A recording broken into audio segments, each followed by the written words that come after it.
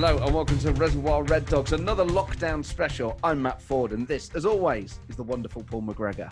How are you, Matt? Are you going to tell everybody what we've just done? Well, I'm going to have to now. I basically forgot to hit record and we'd probably recorded a good 3 We were nearly 4 finished, minutes. weren't we? We were nearly finished, yeah. So, And you forgot to hit record. Now, you are a professional, aren't you? Professional what? I work in the industry, sure. But let that not detract from today's wonderful guest, Brian Laws, who is a superb guest. I remember, those of people of a similar age to me in their 30s and older will remember him so clearly. He was such a talented footballer and he has some amazing stories about his time with us. Yeah, again, could have kept going, couldn't he? Like the other two, Woney and Daichi. I think for me, again, it was lovely to speak to those guys. I've not seen them for so long. Again, with Lawsy, I've got such fond memories of him. Coming out of the youth team and doing well in the youth team, and then coming out and starting to get pushed into the reserves in the second year in the youth team, but put on the right wing. I had no idea what to do on the right wing, and Lawsy was in the reserves at the time. And like we had with Desi Little, baptism of fire going into the first team on the right wing and having Desi behind you, and we chatted, and Desi had a very different approach with me. He was right up me. He was effing and blinding. But Lawsy was like a father figure to me on the pitch at those times. He was full arm round. Come on, you're all right. Just stay with me. And he taught me through everything. So for a good 6 months, 7 months, he taught me how to play right wing and where I should stand and where I should be, alongside somebody in this crowd going, "Blunder, stand still." So, it's really, really, really lovely, genuinely lovely to chat to him again. It absolutely was. Enjoy Brian Laws. Delighted to be joined by Forest legend Brian Laws. Brian, welcome to the show. Hi, good afternoon. Lawsy, how you doing? I'm good, thank you. And I'm sure yourselves. It's strange times, isn't it? Bizarre, mate. It is, yeah, but we're putting these out for Forest fans to give them a bit of escapism, a bit of nostalgia at this time. And obviously the time you were at Forest was an incredible few years. You joined just as Forest started hitting the big time again, left sadly when we got relegated. But the period before that, joining in 1988 must have been incredible. It was weird, I have to say. Listen, I think every player will tell you, or every former player of Nottingham Forest or Brian Clough, they'll all say it was weird. It's never normal. And I was brought up in the northeast, and almost sergeant major-ish training schedules from managers, and very very difficult, always physical, demanding, and then. Somehow I managed to join Forest, and it was the complete opposite and reverse of that. And I'm sure you remember these days. It's like, what are we doing today? Don't know. It's like you turn up for training, and it would be almost, do whatever you want to do. It's the method. In fact, I have to say, there's probably no method. I don't think there was any planning.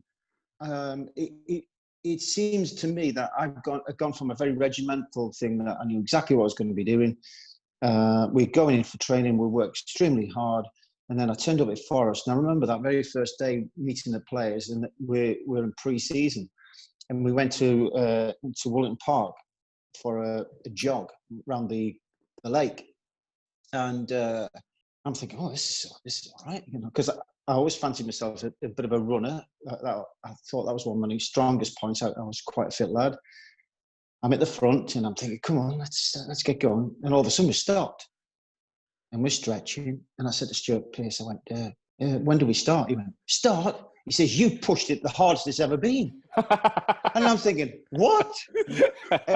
And about 10 minutes later, we'd finished and we just went back on the bus. And I thought, oh my God, I really thought I was just going to be unfit and maybe have to do something extra.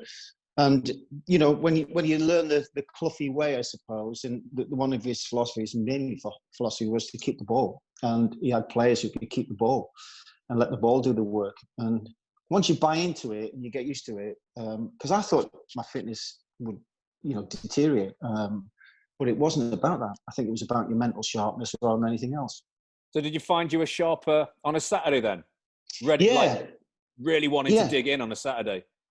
Yeah, I mean, that was the thing, physically, you felt fine. And we used to, manipulate the ball and keep the ball at long periods and make the opposition do all the running. I think the only time I actually found out that actually we're not a fit team was when actually the rule change came in and the back pass rule came in and Cloughy wouldn't change. He just wanted us to train exactly the same way.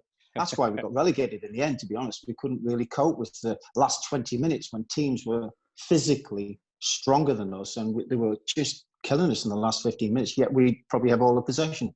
I was going to ask you about the back pass rule. I remember when that rule first came in and you had a really novel way of dealing with it. Am I remembering this right? Where you lay on the floor and like a snooker cue. I got booked for that. I can't believe you got booked. Because I did. The letter of the law, surely. Yeah. I remember thinking, well, the letter of the law is there's always a terminology in it, and it's how you interpret it. And one of the things that you could do, you could still pass the ball back if you used your thigh or your head. So I thought, well, what a novel way, actually. So I put my foot on the ball, lay on the floor, and headed it back. Thinking, well, I'm doing that. And the referee came over and booked me for, what was it, ungentlemanly conduct. And it was like, what? So I learned the lesson very quickly. Did you get a ticking off? Yeah, not by Cloughy. Cloughy just laughed his head off. He thought it was funny. It was the referee who just didn't see the humour of it. But it was a strange time, though, that when the back pass rule came in, I think it found a lot of players out. We used the back pass rule quite methodically when we were at Forest to kill time, slow the game down, and then to build up a pace again when we needed to. So we killed teams off in that. But when the ball was in play, continuous for 90 minutes, it was hard. That was the difference, and that's why we probably suffered most in that last year of relegation. So when you first came, and it's less intense than perhaps previous clubs you've been at, were you putting on weight? Like, did you feel fatter and slower as a result? Good question. I think my professionalism taught me that I've got to be careful here, because I could end up like a little John Roberts, pretty fat. But although he never stopped him from playing, did it? But I think, Cloughy abolished all weight training. That was the other thing. Went into the weight room, and I don't know if you noticed that when you went in the weight room, there was very little in there anyway. And it was about 300 years old back then, wasn't it? Yeah, and it was awful. The kind of equipment that was in there. In fact, if you did go in there, you lasted 5 minutes. You went back out again. It was terrible stuff, and just all of those basics that I've been used to just seem to be taken away, and I had to realign and readdress how I was going to approach games, approach the way I eat. In fact, I used to cycle in. I used to do 6 miles a day just to cycle in and cycle back, just to try and keep my fitness up. So whereabouts were you living then? I was in Radcliffe. Okay, so it's not too far. Not too far. It's a straight run, but I thought, well, might as well cycle in. I got ridiculed for it. Ridiculous. I was the same in terms of surprise, Lawsy, when you'd hear quite often, and more often when you're winning. Particularly in the youth team, we were winning a lot of games, but then moving up into the reserves and stuff and seeing the first team doing five-a-sides all the time. Yeah.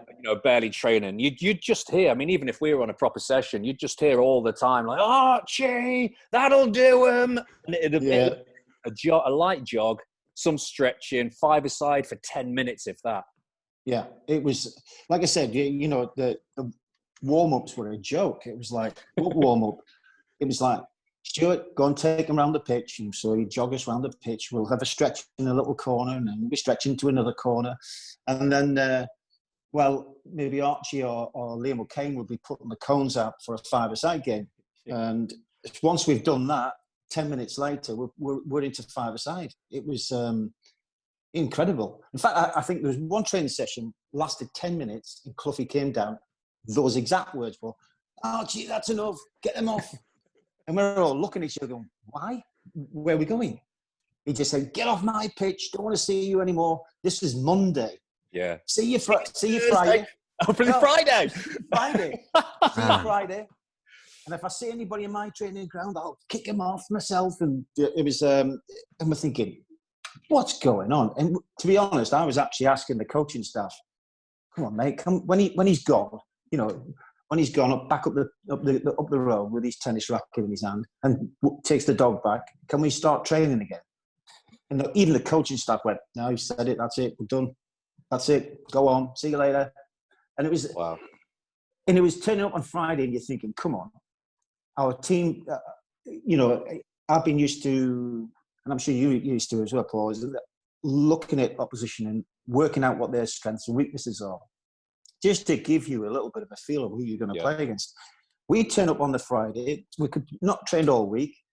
And we'd all wait for Cloughy to, after training on Friday, to put this little piece of paper up with the squad and who's playing. And so that was the quickest run back from training ground we'd all do. We'd all jog back from the training ground to find out if we're playing on Saturday. And then you go there, and then there's nothing about the opposition. Never speak about them. We never, we're coached about them. We never even practiced the corner, free kick, or anything for ourselves. It was all off the cuff. It was mad, absolutely mad. So if he's barely seeing you train, on what basis is he picking his first 11? Goodness knows. He must have a heck of a pair of dice. Number 6, you're playing. Jeez, honestly, it's mad. And he picked teams just on it. Sometimes even on your haircut. Oh, you'll do me. You've had a nice haircut. I've been there, mate. Hey, you've been in there in them dressing rooms when if somebody comes in with long hair and you can get that cut, or you're not playing. My first day. My first day as the U team sat there. Get that cut. I had to borrow £5 off John Perkins to get it done on the way home.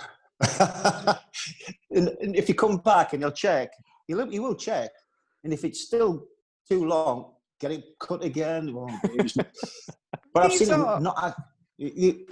I've seen him actually not pick players because of either they've tried to dye their hair or they've had long hair.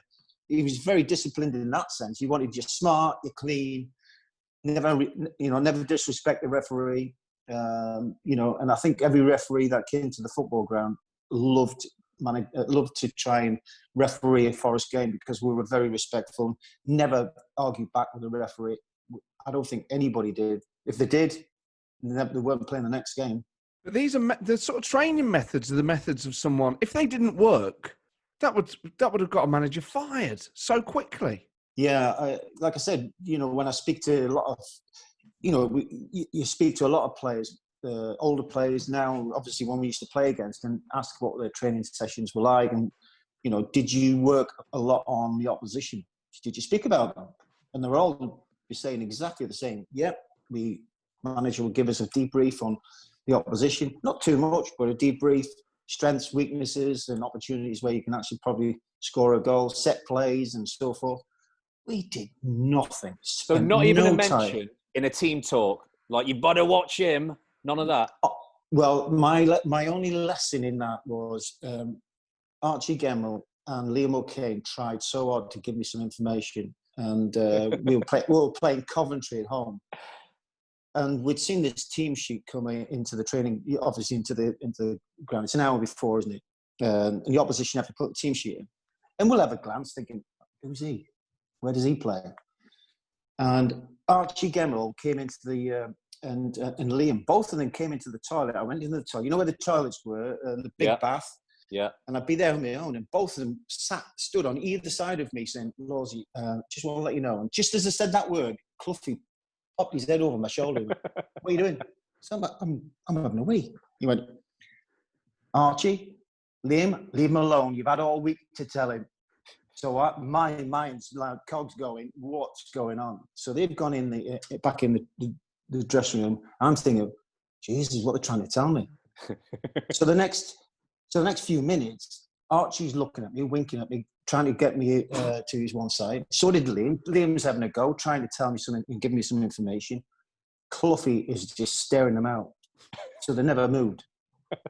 And the last bit, when you get up and the bell's gone, you shake hands, we're all going out. Liam tried to put a piece of paper in my hand, and Cloughy nabbed his hand and took it away. So I'm now going, what is going on? I'm actually now going onto the pitch thinking, what's going on? Anyway, to my horror, I found out very quickly in the first half, we're playing commentary, and there's a young kid called Peter Unlove. He was rapid. You're talking lightning quick. And I'm not lightning quick, I know that. Anyway, that first half, he ran me ragged. In fact, all I could see is the bottom of his shoes and his back. I kept chasing him, couldn't catch him. So Cloughy, and so he's torturing me in the first half. And half time comes. Was it on Clough's side? Yeah, it was. Which is, all I could hear him is, what sort of player are you if you can't be? Anyway, I'm thinking, I'm not going to last this game. Anyway, got in half time. I'm thinking, come on, Archie, what the hell's going on? Anyway, Cloughy said, team talk was, now, Brian, or shall I call you Mr. Laws? Do you know what they were trying to tell you? And I said, well, Gaffer, the only thing I can think of is saying he's very, very quick. He went, you're right. What are you going to do about it? If you can't do anything about it, you're not going out. I went, I'll kick shit out of him. And the Gaffer, he went, that's what you should do. So I went back out. First 5 minutes, I just went for it, smashed him. Oh, the worst tackle ever. Should have been sent off. It was the best tackle ever because he just wimped away, and I should have done that the first 5 minutes. Lesson learned. Genius. Lesson learned. Brilliant. Yeah. Now that's his coaching. Learn the hard way or the byway. That first season you had, there's first few years where Forest is just going to Wembley every summer, winning silverware, the Littlewoods Cup, the Simod Cup, at the end of that first season that you have. I remember that video, the Wembley 1988-89 video, and it's you, Steve Sutton and Gary Parker. So in between highlights of the games, the three of you are on the pitch, effectively being pundits on the season. I don't know if you remember filming that. Blimey, can't remember that. Can't even remember yesterday. What did I say? There's just sort of three of you in kind of like late 80s sportswear on the pitch. We listen, the one thing that, that team we had a real camaraderie. And I think that was the winning formula that Cloughy had got between the players. We all got on really well. We had mutual respect for each other. But actually, you talk about team spirit. We used to go out together as well. If we went out after a game, we'd all go out, and the wives and the girlfriends would come as well. So it was a massive unit, and we'll have parties. We'd go to people's houses. So everybody mingled and got together really well. And I think that was the kind of spirit that was embedded in the team. I think that's why we were as successful, I think. There's a story you tell about, is it the Littlewoods Cup final that you play with your arm in plaster because you slipped on a wine bottle? Yeah. Oh, God, yeah. I was panicking. Well, I remember it was, you shouldn't do this at home, but it's the wrong thing to do. When you're carrying a wine glass, right, only carry one, not two. And I had one in each hand like this, taking it to the sink, and I tripped over a step. Well, if I was a goalkeeper, I probably would have dropped them, but I didn't. Kept them in my hand, and I leant forward, and it went straight through my finger. And it was like a machine gun. Blood everywhere. No. It was horrible. Anyway, I had to go to hospital. I ended up with like 27 stitches in my hand. And I remember waking up and my hands up in the air, elevated, and my fingers were spread out with these wires. And this is like 7 days before the final. And all in my thought, no chance of playing. So anyway, a couple of days later, I got back into the club, and Clough's pulled me into his room, and he's asked the question, are you going to be fit? And I said, Gaffer, I'd rather have my hand cut off to miss this game, so yes, I am. We'll see. Tomorrow, you're taking all the throw-ins. Oh. So I've gone, oh, great. So I've had to go to the physio and he tried to stitch my fingernail and my thumbnail together, and then put a tube around my thumb and finger, and to try and disguise it. So I ended up like that. So that's how I was running, like this. And don't To be podcast careful what you're going to listeners, say. it's the okay sign. It's the okay side. Yeah. I'm the okay side. So there's my fingers stitched together like that. And the doctor advised not to play. If you do, you could damage your finger, even actually lose feeling of your finger altogether. And I said, I don't give it, you know what it's like.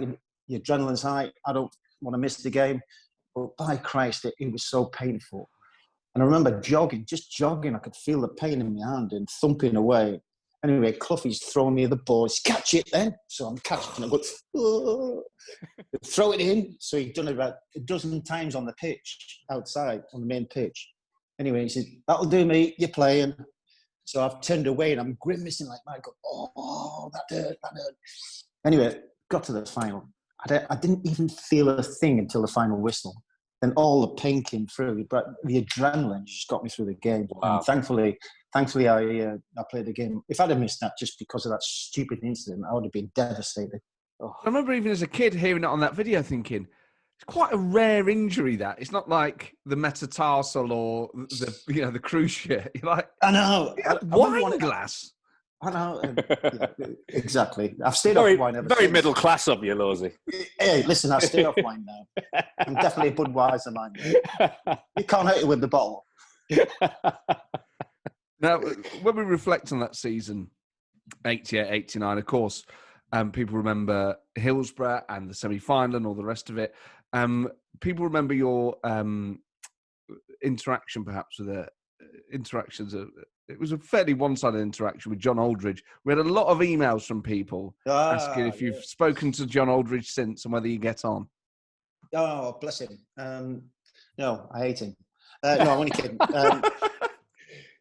To be fair, that whole scenario, which happened and certainly came out in Hillsborough, was horrendous. Once, to be involved in that was, was the worst part. The fact that we actually were dismissive in a way, not understanding what was going on and what was unfolding. And I remember that being in the dressing room and coming off the pitch, and all we thought at the time was Liverpool fans had just run on the pitch to this, just to spoil the game.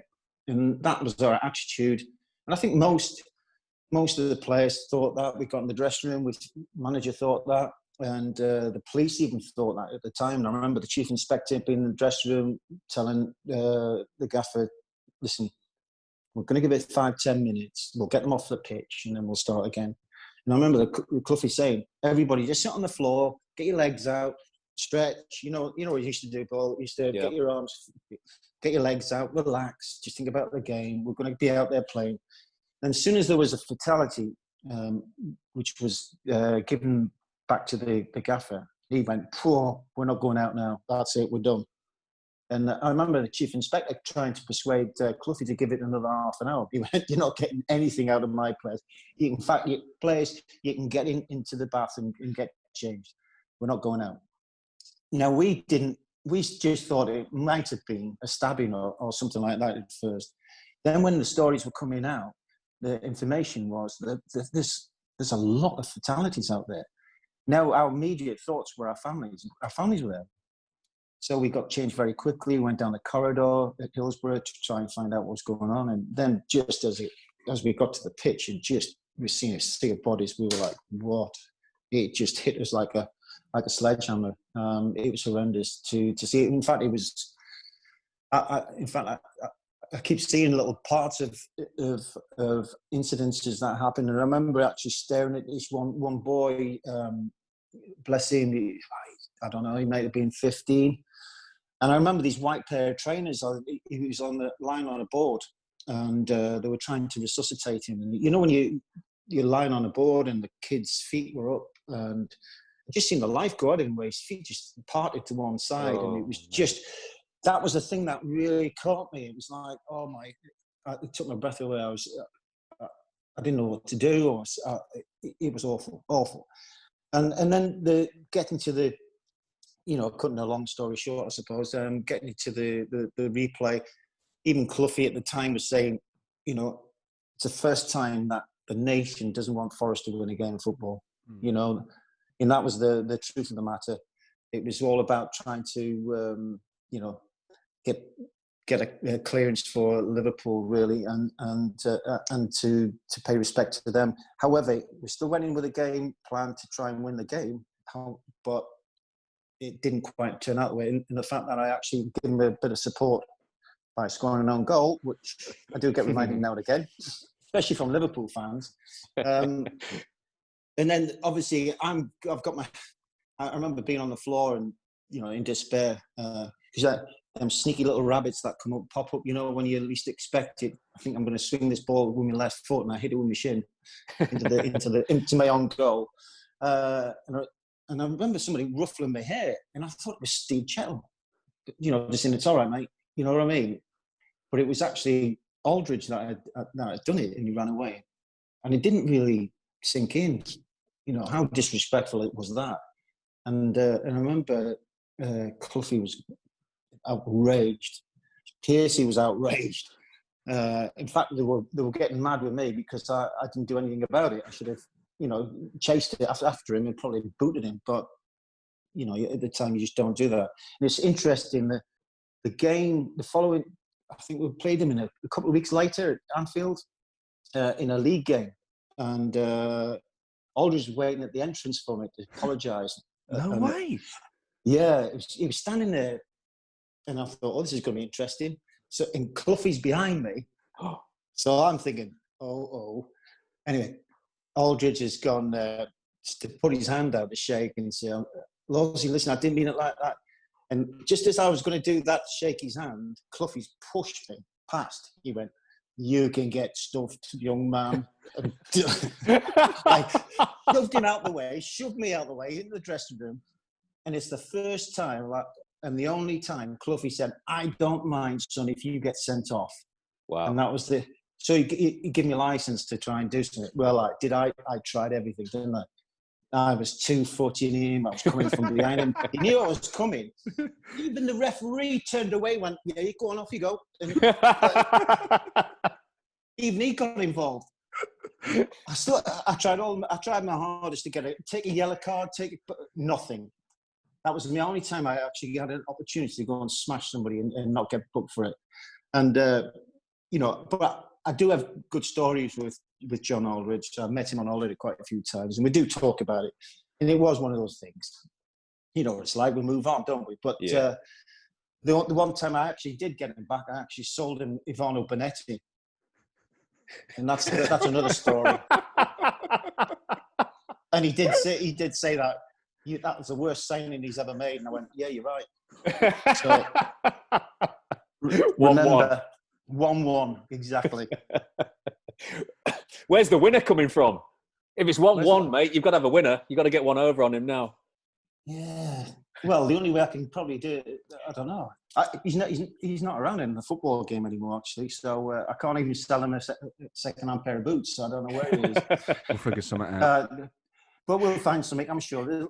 Listen, there's always time. There's always time. It doesn't have to be the next day, does it? No. It could be any year, any decade. Serve it cold. Exactly. He's looking over his shoulder, mate, isn't he?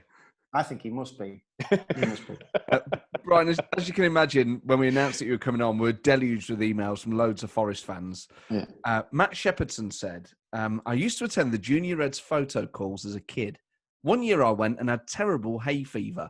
I was a bit upset and didn't want to have my photo taken with anyone and just stood to the side slightly envious of the other boys and girls being photographed with their heroes.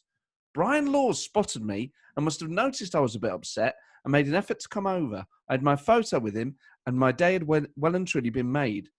Typically in those days, the photo didn't come out and I was gutted. My dad wrote to Brian asking if it would be possible to have another photo before a home game or maybe after training. Brian instead invited my dad and I to his house, where he was extremely generous with his time, and I had another photo taken that thankfully came out. It proudly hung on my wall for 15 years. Do you remember that? Well, listen, the one thing that I do recall a lot of stuff like that. I mean, I was privileged, and I felt privileged to being a footballer. I have to say where my roots were, not just these roots, but I was, in a real rough area, but I knew what was given to me was a was luxury. It was a privilege, an honour to do. And anybody that asked me, I never turned them down. I would rather, give them something back, because they're our main supporters anyway. That's who pays your wages at the end of the day. And I've always thought that. I hate the players who just thought, no, I haven't got time for that. It's make mad, that, time isn't for it? people. It's like players are obsessed with football, so they've been fans. To not understand a fan wanting an autograph or being obsessed with you, or all that kind of stuff, I find that bizarre. I know it really upsets me actually, and I don't like to actually see it happen. And I've always just think, well, listen, they give up their time and money to go and support you. Why can't I just at least acknowledge or give them a signature that they'll be proud of, and or invite them round your house. Or invite them around my house, yeah. I remember those open days so vividly. As a Forest fan, it was the most exciting day of the year. Going to that car park, and you'd all be sat there on a different table with huge queues. And I remember for some reason, I remember them being really hot days. And they were I couldn't believe you could just turn up and meet all your Forest players and have a photo with them.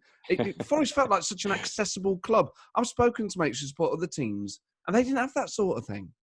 Well, you won't see it ever again now. I think most clubs don't do it anymore, particularly the Premier League clubs. They never really have an open day. And I thought that was a really brilliant idea from the club's point of view, particularly pre-season, and new players have come in, and just to really get the juices flowing. It's nice to meet the players, maybe watch a training session, and it wasn't something that we disapproved of as players. We quite enjoyed it. It was nice to see the supporters, and that you get the normal ones that would come regularly and have the photographs taken. In fact, they spend most of their time at a football club. It's with amazing what people.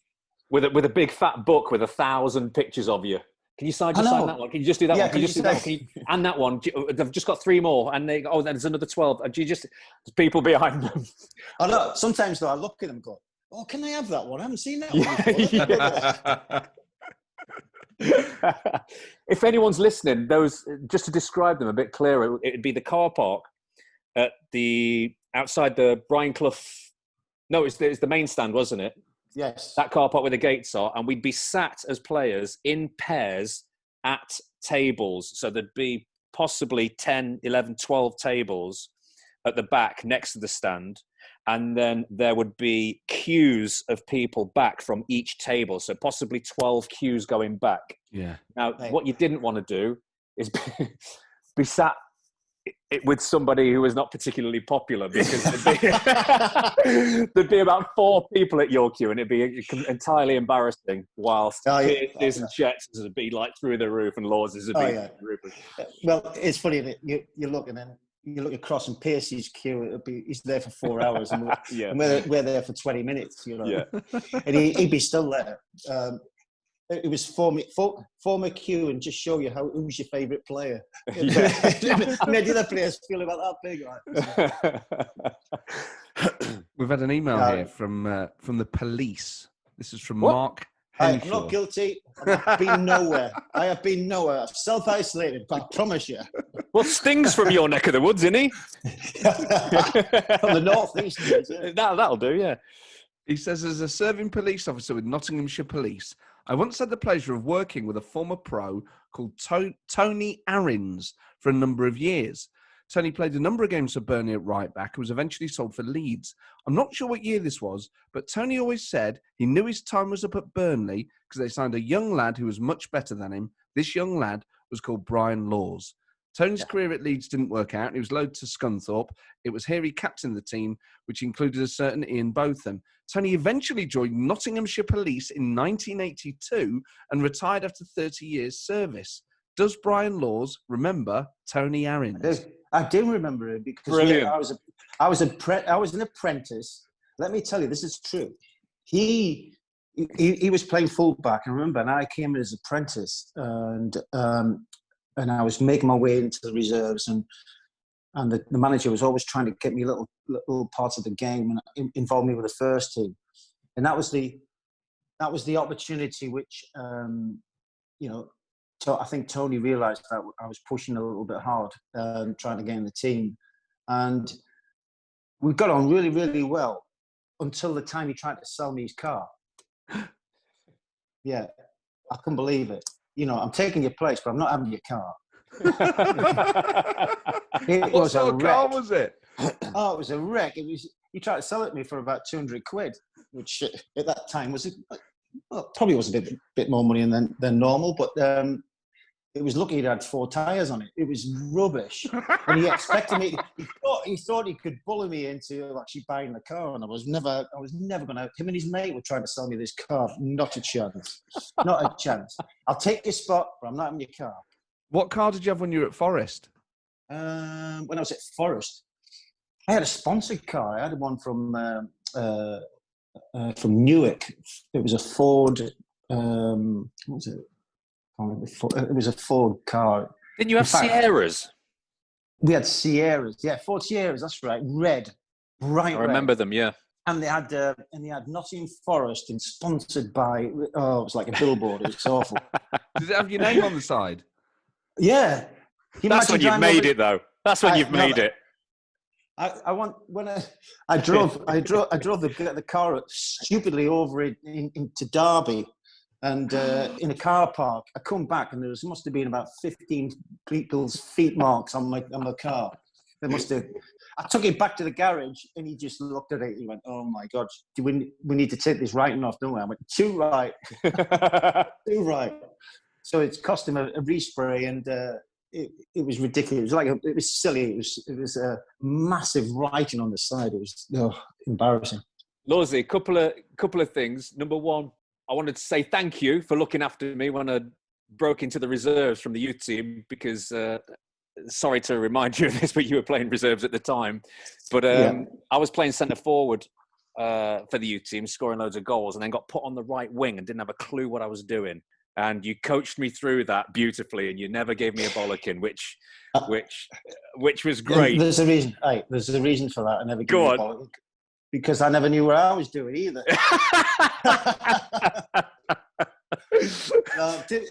Listen. The funny thing is, I had to learn when I first arrived with Cloughie. Nobody had any entitlement to be in the first team, whether you were a £1 million player, Stuart Pearce or whatever. You not entitled to playing in there. You have to earn the right. And I remember when I signed, it said, "I don't know how you're going to get my team," which was a great starting point. I'm thinking, well, you're bringing me here for your first team. But he explained it. This is what's going to happen, and the way you're going to learn is watch how we play. And it took me about 6 months to get in the team. I've played a lot of reserve games, I remember. It took me about 6 months. Myself and Gary Parker as well. Yeah. We had to really work hard and not get frustrated, but learn by watching, because we're never going to get coached into a style of play with Forest. And it was important, whoever you played with, to give you some help. So that was my sort of way of getting in the team. So whoever came in with me, whether it be yourself role and helping you, to realise your position and help you, because you were never going to get on the touchline. No. and you didn't want to make a fool of yourself either, did you? No. It was like you just want to try and impress, but not make silly mistakes, because he'd always pick you up on your silly mistakes rather than trying to do something clever.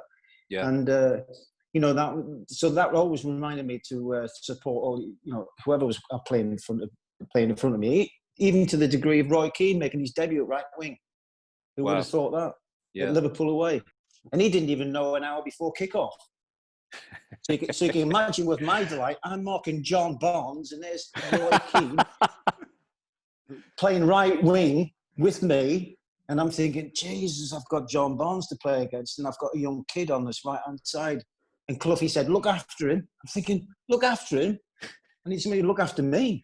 And it was incredible debut for him. I remember when I got out on the pitch, I said, "Listen, Roy, just listen to me. You'll be fine." I said, "You know who you're playing against?" He went, "No."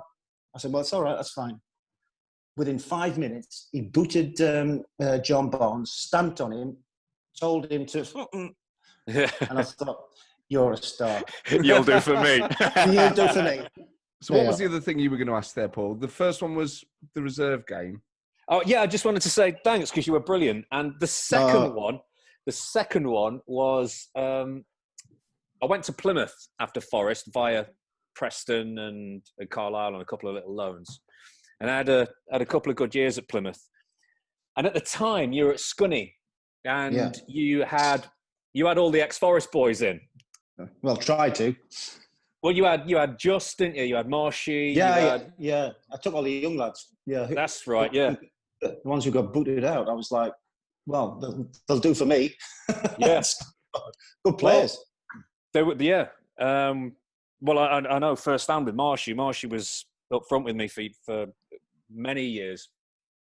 When I knew I was leaving Plymouth, I was desperate for a phone call off you because I was just thinking, right, I want to get further back up north because Plymouth, as much as I love the club and as much as I love playing football, I just wanted to be back up north. My missus had left me. She'd moved to London to do whatever she was going to do.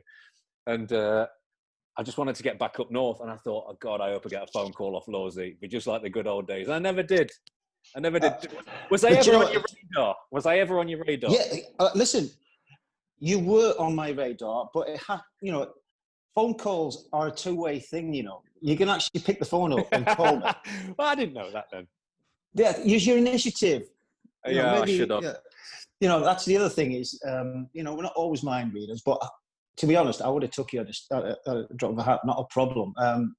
Because I love the way, players in particular at Forest were taught in the way they're going to express themselves, but they're going to play in the right way. And, and it's something that I tried to embed with me wherever I've gone. I wanted to try and play football. So I always thought, well, it'd be easier with players who've got a little bit of knowledge of that and wanted to play football.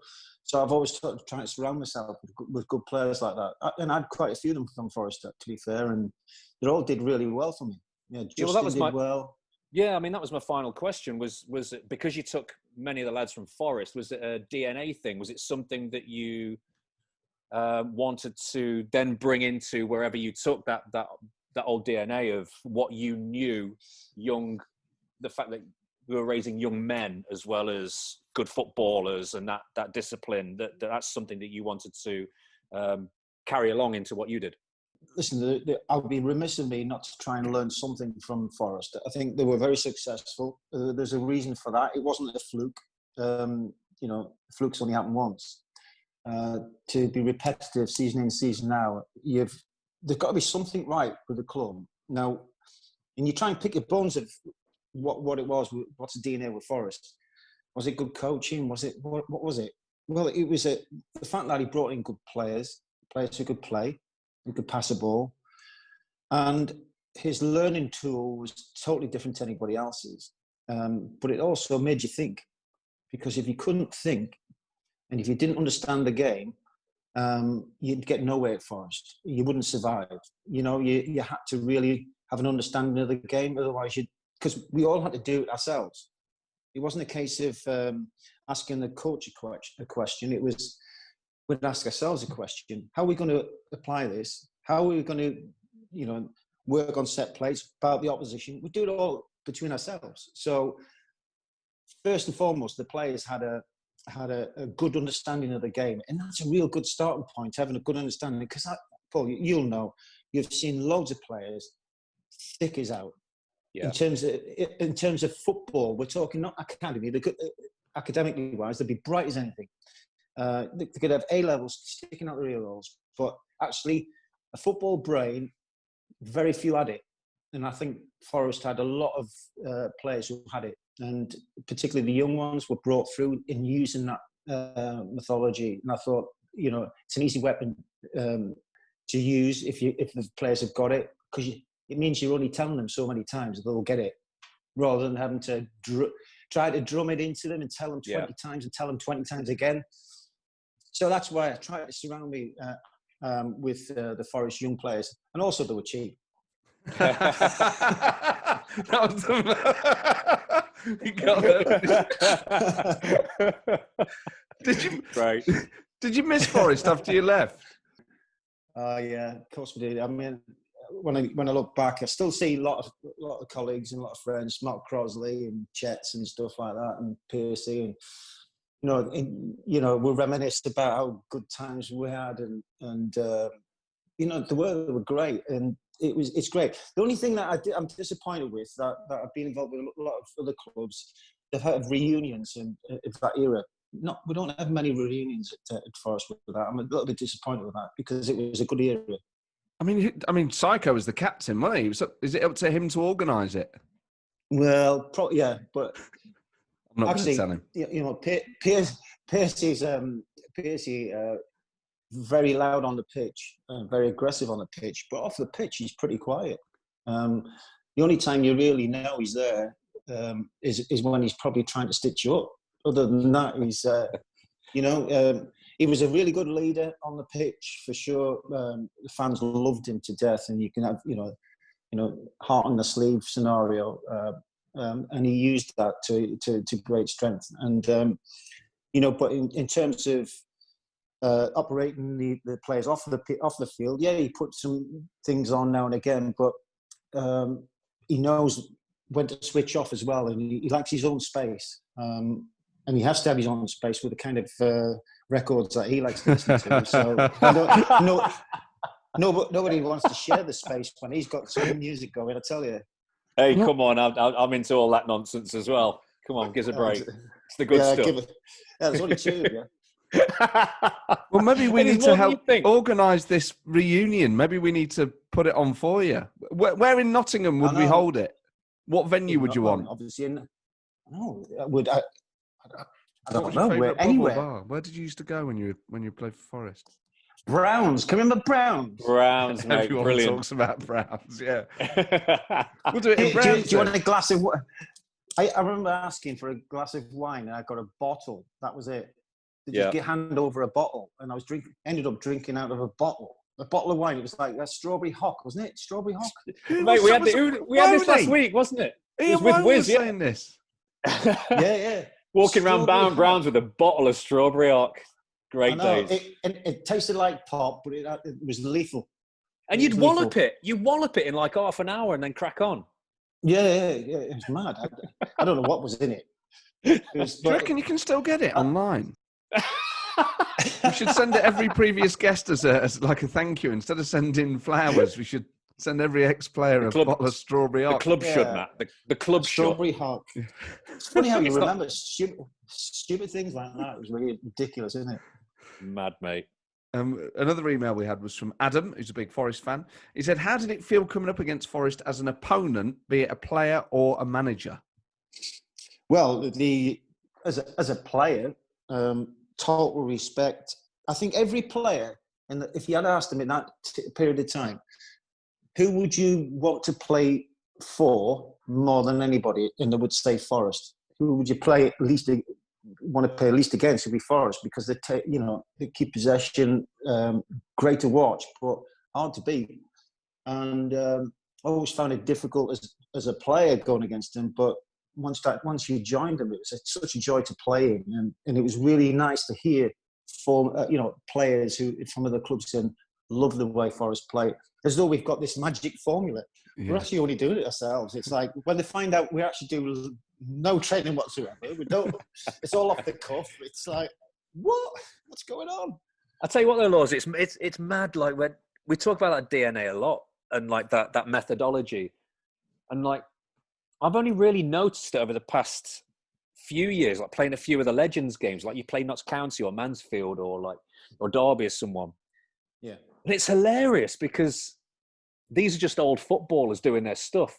But when we get on the park, we pass them off the park. There's still that. This is how we play. You're still a Forest player. You do not give that ball away. It's tip tap tip. It goes. And the right pass is the right pass. And you've got good finishes up front.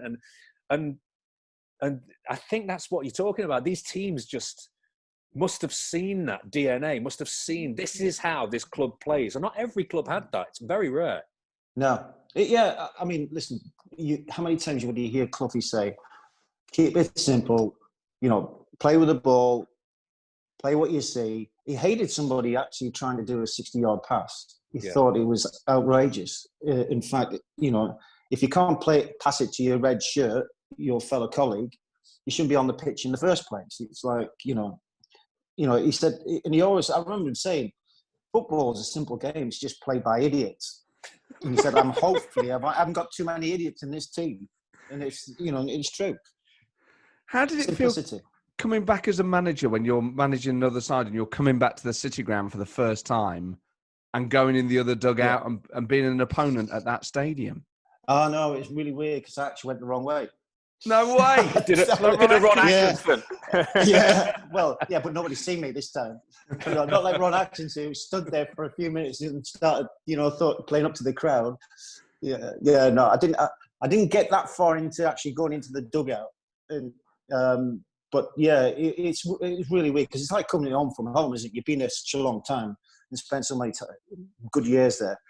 And it was always enjoyable. But I tell you what, I was always wound up about, I didn't want to embarrass myself if we played at Forest. Didn't want to embarrass myself as a team. And so I suppose I made it extra special, trying to make it extra special, that I wanted my team to play well because I wanted them to show Forest supporters that I still wanted to play football. And I've learned a lot from Forest, and hopefully we can, not disgrace ourselves. So on a few occasions, we did really well. You still kind of have a role with Forest as well, not just an ex-player, but obviously with punditry, and a lot of people listen to you on Radio Nottingham and hear your opinions and see your opinions elsewhere. What's it like once you've finished playing to then be watching a new Forest side and, various football sides, but watching Forest, could you describe yourself as a fan or is it as a pundit? How does that feel? I think the word frustrated would be apt. I'm very frustrated sometimes when I think of what we used to do in terms of that simplicity. I think that was the thing. We had an identity as a team. And if you asked anybody, watch Forest versus whoever, turn the sound down.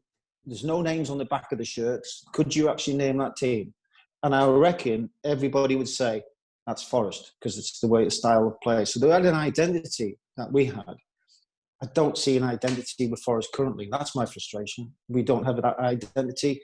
There's no, Cloughy would always say, his teams would play in a certain way. And he wouldn't detract from that. He wouldn't try a silly formation. He wouldn't try it was a 4-4-2 simplicity. Everybody understood their roles and responsibilities. Now it's different formations, but we don't seem to have an identity, so that if we didn't have any names on the back of the shirts, you wouldn't really know it was a Forest team.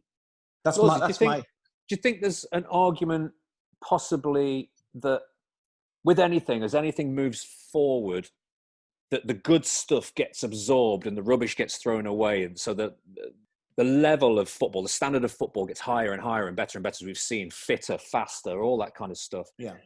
Is there an argument that that's been absorbed and taken on by the world en masse? That's the keeping of the ball and the passing of the ball and Forest style and technique. I mean, could you imagine a team these days passing and being a unit like Forest used to?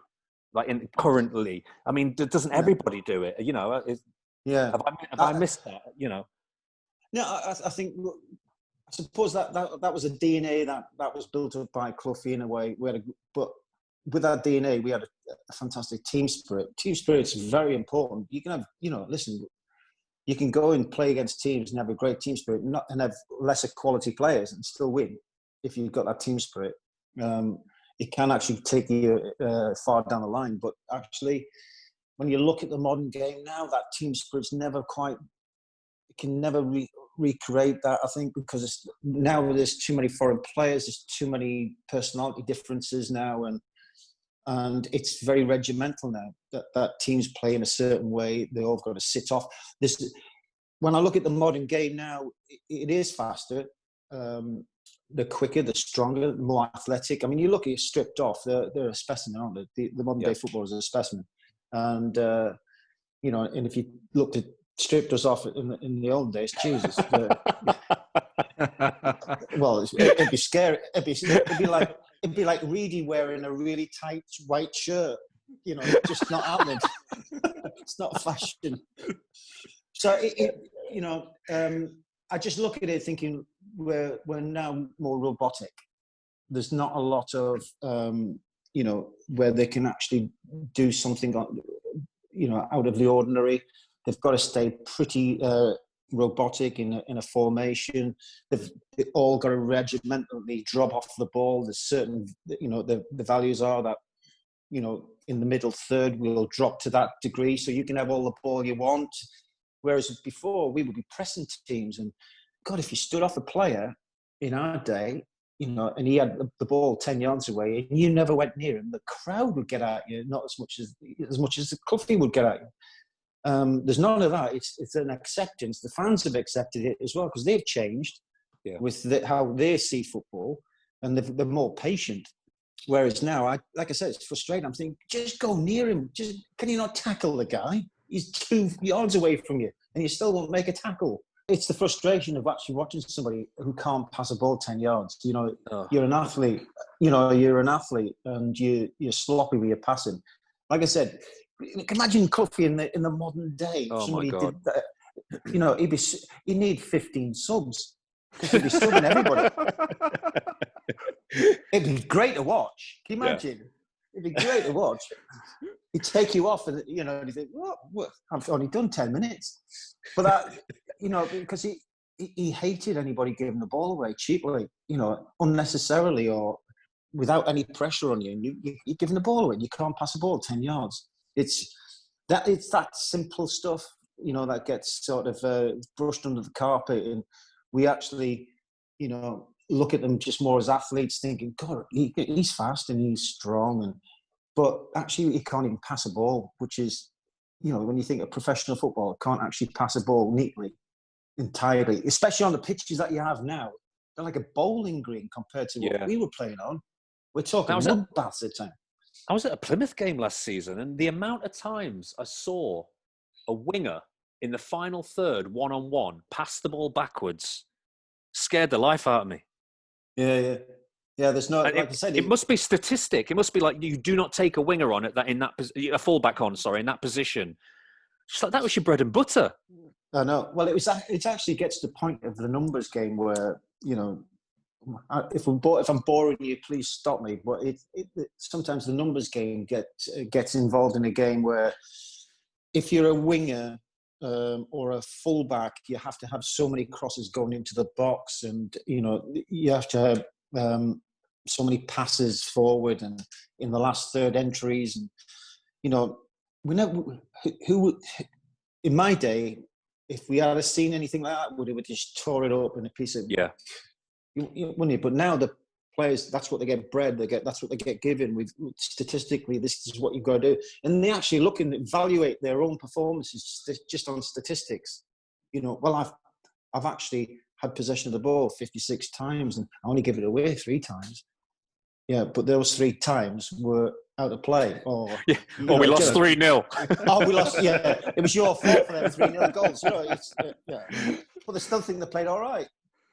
So, of the current Forest squad, Brian, who do you rate the most? Who's your favourite Forest player? Well, I have to say, I've been crying out or saying we needed a really good goalkeeper to start. You need sort of building blocks in the team to make it be a successful side, and Samba's been a real refreshing, goalkeeper. Looks calm, gives a bit of confidence to the players, and character almost, as well. Yeah. Very laid back.